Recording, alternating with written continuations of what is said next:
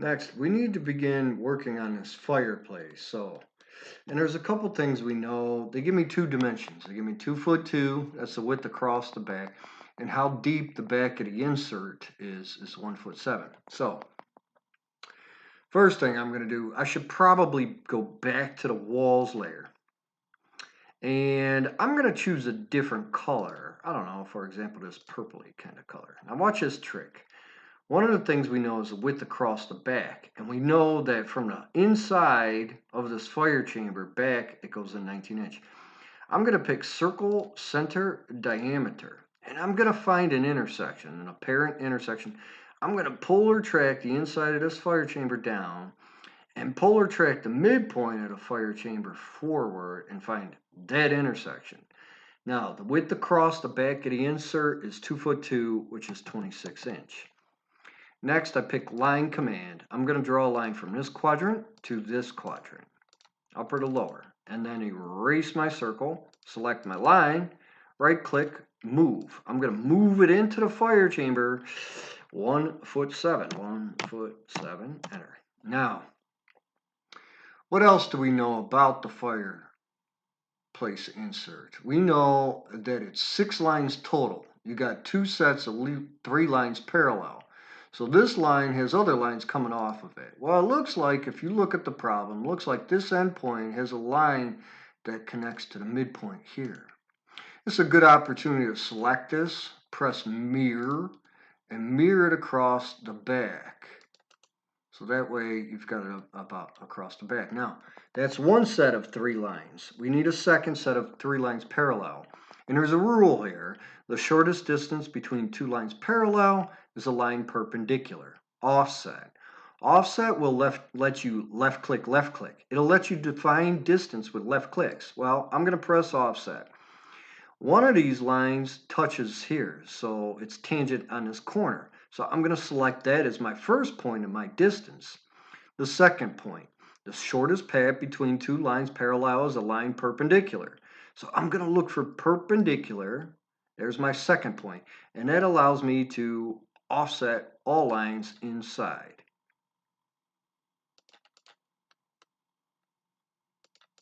Kind of like that. Now I could trim these, but if I stretch this intersection, this endpoint back to the corner, and stretch it to here, this line should remain parallel. There should be no deviation. So those intersections were parallel as well. Same thing up here on the opposite side. Let me stretch this to here. Stretch this to here. And last but not least, stretch this to here. Next, we're going to begin working on a kitchen.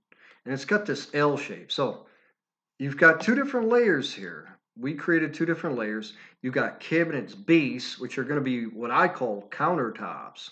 So I'm going to switch to countertops. Don't forget, you've also got cabinets wall. Cabinets wall are going to be your cupboards because cupboards are attached to the wall. So I picked countertops. I'm going to switch my layer. I'm going to switch, press offset, and I'm going to press layer. I want to switch from the source to current because currently I'm on countertops. Now the distance, your countertops are going to be 24, enter. So I'm going to create this basic L shape by offsetting this 24 forward, offsetting this 24 forward. Okay. Next, for the refrigerator area, okay, refrigerator area is 3'8". So I'm going to pick the inside of this pantry, offset 3'8", enter. Take that line, offset, and continue forward. Looks like 1'3", 1'3", enter. Now I need for my oven, which is 30". So I'm going to offset 30. The distance from this endpoint to here is actually going to be your 1'2". So I'm not going to worry about that. But I need to take this inside edge of this right exterior wall and go out towards the left 6'1". Sorry. Wrong one. I got to take the edge of the counter and go 6'1". There we go. Now, watch this, watch this, watch this. I'm going to press trim and snip here and here.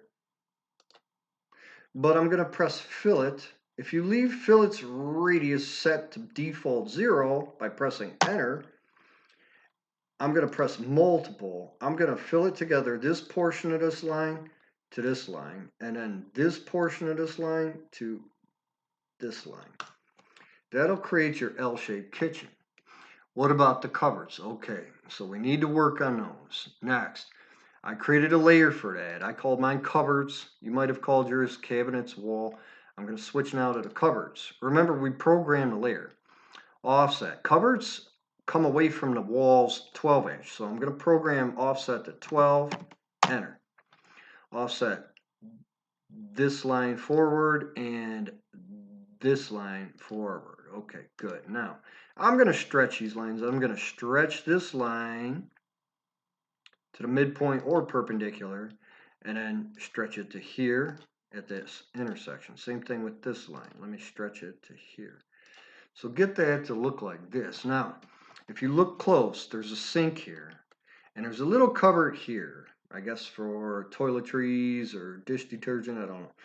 But they tell you to draw a line, so I'm going to draw a line from the edge of the window here, but then move that line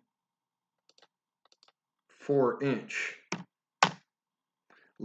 Select it and mirror it across using the window, kind of like that. Then I press trim and snip out right here. Okay, good. So there's gonna be your cupboards. I'm not exactly sure what's going on, but okay, that's better. That's gonna be your cupboards. Next, you're gonna want to insert things. So I'm gonna go, and do we have a kitchens layer? We don't really have one, do we? So, but you can override things. The oven actually gets gas. You'll notice there's a symbol on there. You got to look close, but it says gas. And gas, well, how do we get gas? Gas comes in pipes. Well, who would you hire to put together pipes? Plumbers. So I might put the gas oven on a plumbing plan. And I'm going to go insert, look for oven. There's that gas symbol. But where's the oven? Oh, here it is. So I'm going to insert oven. I don't know. I might need to move it. I wasn't sure where the base point was anyway. But that needs to be up against the wall here. What about the sink? Plumber's going to put the sink in too.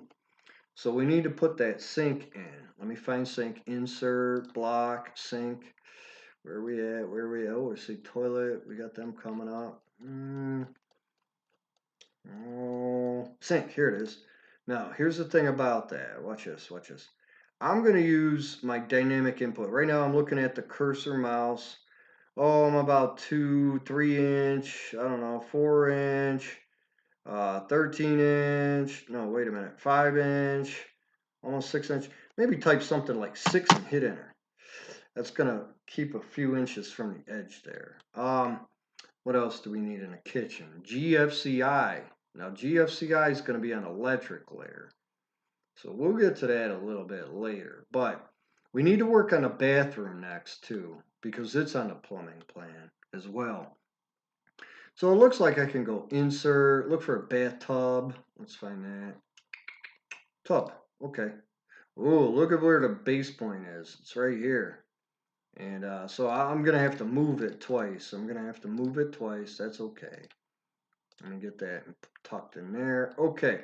What else do we got? We've got a lavatory over here, a hand sink. So insert.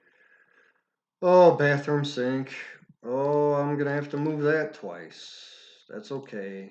It's just because of the base point that was chosen. So let me move that in here.